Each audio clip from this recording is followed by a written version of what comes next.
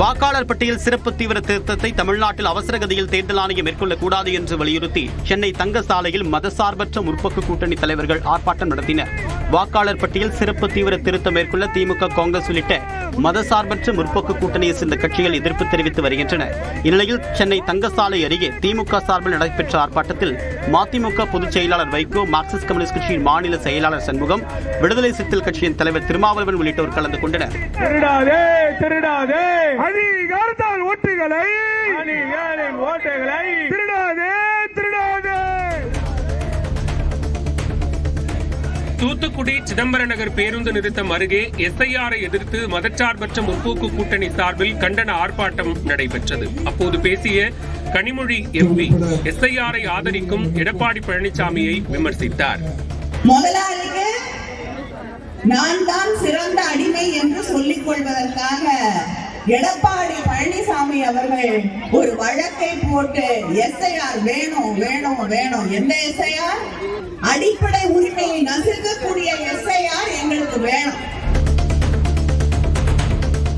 வாக்காளர் பட்டியல் சிறப்பு தீவிர திருத்தப் பணியை தடுப்பதே நம் முன் உள்ள ஆகப்பெரும் கடமை என்று முதலமைச்சர் மு க ஸ்டாலின் தெரிவித்துள்ளார்.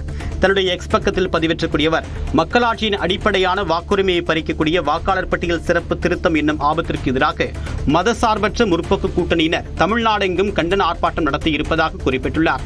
தொடர்ந்து செயலாற்றுவோம், மக்களின் வாக்குரிமையை பாதுகாப்போம் என்று முதலமைச்சர் சூளுரைத்துள்ளார்.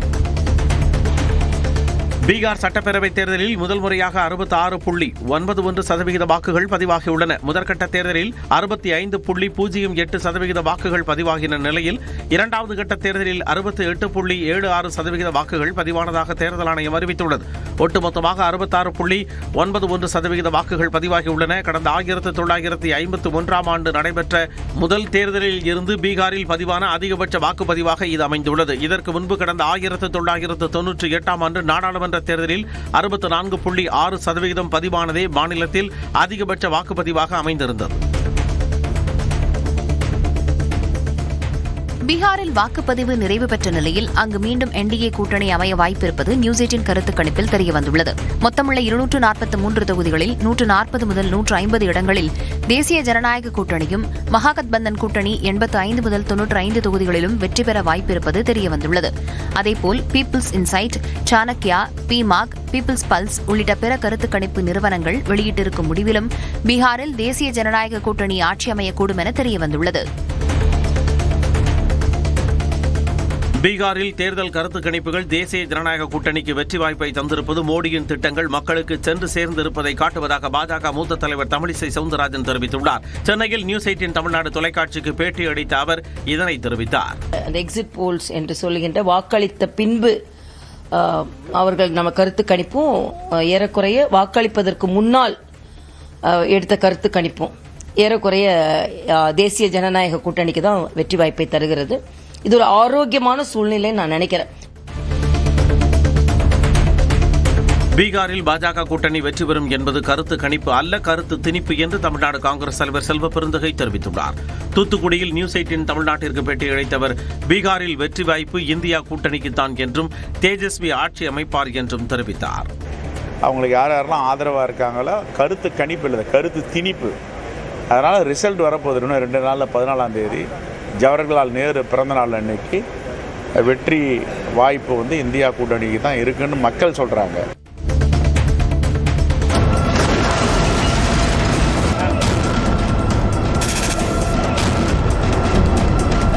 டெல்லி செங்கோட்டை அருகே நிகழ்ந்த கார் குண்டுவெடிப்பு சம்பவத்தில் உயிரிழந்தவர்களின் எண்ணிக்கை 13ஆக உயர்ந்தது. மெட்ரோ ரயில் நிலையத்தையொட்டி நேற்று முன்தினம் மாலை 6:52 மணி அளவில் நடந்த குண்டுவெடிப்பு சம்பவத்தில் ஈடுபடுத்தப்பட்ட ஹூண்டாய் i20 கார் ஏறத்தாழ 7 மணி நேரம் டெல்லியை சுற்றி வந்தது கண்டுபிடிக்கப்பட்டது. இது தொடர்பாக 100க்கும் மேற்பட்ட சிசிடிவி கேமராக்களை ஆய்வு செய்த காவல்துறை காரை ஓட்டியது உமர் நபிதான் என கண்டறிந்துள்ளனர். டெல்லி கார் குண்டுவெடிப்பு சம்பவத்திற்கு முன்பாக உமர் நபி 3 மணி நேரம் என்ன செய்து கொண்டிருந்தார் என சந்தேகம் எழுந்துள்ளது. மாலை 3:19 மணியளவில் செங்கோட்டை பகுதியில் உள்ள சுனேரி மஸ்ஜித் அருகே பார்க்கிங்கில் காரை நிறுத்திய உமர் நபி ஏறத்தாழ 3 மணி நேரத்திற்கு பின்னர் மீண்டும் காரை அங்கிருந்து எடுத்துள்ளார். இந்த இடைப்பட்ட நேரத்தில் காரை விட்டு உமர் நபி வெளியேறாதது பல்வேறு சந்தேகங்களை எழுப்பியுள்ளது. டெல்லியில் உள்ள செங்கோட்டை பகுதியில் நடைபெற்ற குண்டுவெடிப்பு தொடர்பான புதிய சிசிடிவி காட்சி வெளியாகினது. குண்டுவெடிப்பின் போது வெளிப்பட்ட தீப்பிழம்பு பல கிலோமீட்டர் தொலைவுக்கு அப்பால் தெரிந்த அதிர்ச்சி காட்சி தாக்கத்தின் விளைவை விளக்குவதாக இருந்தது.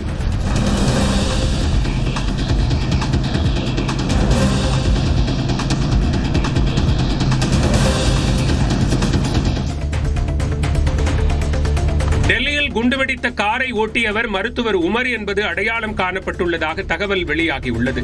காஷ்மீரின் புல்வாமா மாவட்டத்தில் உள்ள கோயில் பகுதியைச் சேர்ந்த உமர் நபி அனந்த்நாக்கில் உள்ள அரசு மருத்துவக் கல்லூரியில் பணிபுரிந்து வந்தார். இந்த நிலையில் குண்டுவெடிப்புக்கு அரை மணி நேரம் முன்பாக, அதாவது மாலை 6:22 மணியளவில் செங்கோட்டை அருகே உள்ள சுங்கச்சாவடியை உமர் பயணித்த கார் கடந்து சென்றது சிசிடிவி மூலம் தெரியவந்துள்ளது.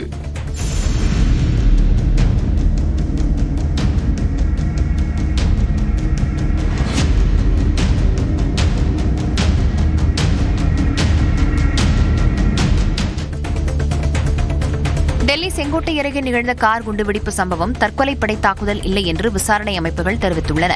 குண்டு முழுமையாக உருவாக்கப்படாமல் வெடித்ததாகவும், முழுமையான குண்டு வெடித்திருந்தால் அதன் தீவிரத்தன்மை பயங்கரமாக இருந்திருப்பதுடன் பெருமளவில் உயிர் சேதம் நிகழ்ந்திருக்கக்கூடும் எனவும் தடயவியல் ஆய்வில் தெரிய வந்திருப்பதாக தகவல் வெளியாகியுள்ளது.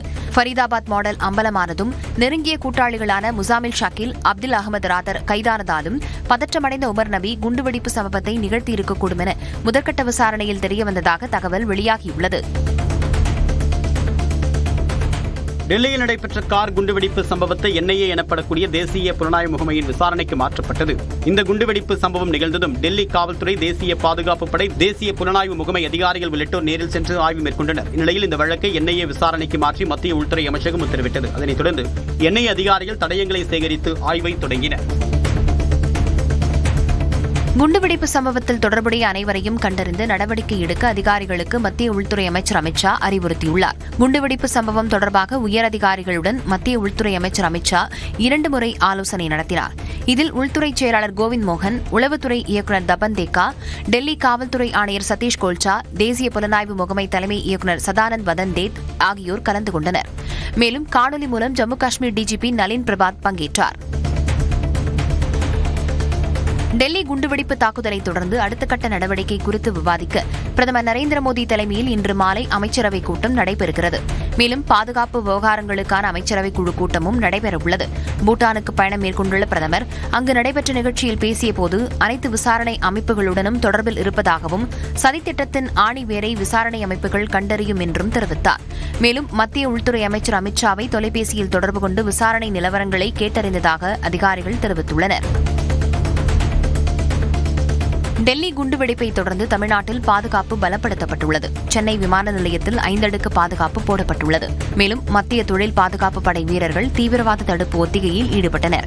திருச்சி விமான நிலையத்திலும் 5 அடுக்கு பாதுகாப்பு போடப்பட்டுள்ளது. விமான நிலையத்திற்கு வரும் பயணிகள், பொதுமக்கள் மற்றும் அவர்களின் உடைமைகள் தீவிர சோதனை செய்யப்படுகின்றன. ஹோசூர் அருகே தமிழ்நாடு கர்நாடக எல்லையிலும் காவல்துறையினர் தீவிர வாகன சோதனையில் ஈடுபட்டு வருகின்றனர். ஸ்ரீவில்லிபுத்தூர் ஸ்ரீ ஆண்டாள் கோயிலில் ஆயுதமேந்திய காவல்துறையினர் பாதுகாப்பு போடப்பட்டுள்ளது. டெல்லி செங்கோட்டை அருகே நடந்த குண்டுவெடிப்பு சம்பவத்தின் எதிரொலியாக நீலகிரி மாவட்ட எல்லை சோதனைச் சாவடிகளில் காவலர்கள் தீவிர வாகன சோதனையில் ஈடுபட்டனர். செங்கோட்டை கார் குண்டுவெடிப்பை தொடர்ந்து நாடு முழுவதும் பாதுகாப்பு பலப்படுத்தப்பட்டுள்ளது. அந்த வகையில் நீலகிரியிலும் சோதனைச் சாவடிகளில் காவல்துறையினர் தீவிர வாகன தணிக்கையில் ஈடுபட்டனர். கேரள மாநிலத்திலிருந்து நீலகிரிக்குள் வரும் அனைத்து வாகனங்களையும் தீவிர சோதனைக்கு பிறகே அனுமதிக்கின்றனர். வாக்காளர் பட்டியல் சிறப்பு தீவிர திருத்தத்தை தமிழ்நாட்டில் அவசரகதியில் தேர்தல் ஆணையம் மேற்கொள்ளக்கூடாது என்று வலியுறுத்தி சென்னை தங்கசாலையில் மதசார்பற்ற முற்போக்கு கூட்டணி தலைவர்கள் ஆர்ப்பாட்டம் நடத்தினர். வாக்காளர் பட்டியல் சிறப்பு தீவிர திருத்தம் மேற்கொள்ள திமுக, காங்கிரஸ் உள்ளிட்ட மதசார்பற்ற முற்போக்கு கூட்டணியை சேர்ந்த கட்சிகள் எதிர்ப்பு தெரிவித்து வருகின்றன. இந்நிலையில் சென்னை தங்கசாலை அருகே திமுக சார்பில் நடைபெற்ற ஆர்ப்பாட்டத்தில் மதிமுக பொதுச் செயலாளர் வைகோ, மார்க்சிஸ்ட் கம்யூனிஸ்ட் கட்சியின் மாநில செயலாளர் சண்முகம், விடுதலை சிறுத்தைகள் கட்சியின் தலைவர் திருமாவளவன் உள்ளிட்டோர் கலந்து கொண்டனர். அதிகாரத்தால் ஓட்டுகளை திருடாதே திருடாதே.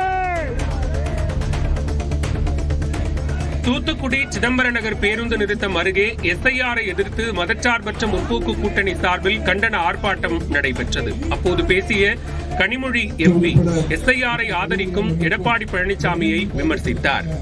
முதலாளிக்கு நான் தான் சிறந்த அடிமை என்று சொல்லிக் கொள்வதற்காக எடப்பாடி பழனிசாமி அவர்கள் ஒரு வழக்கை போட்டு எஸ்ஐஆர் வேணும் வேணும் வேணும். எந்த எஸ்ஐஆர்? அடிப்படை உரிமையை நசுக்கக்கூடிய எஸ்ஐஆர் எங்களுக்கு வேணும்.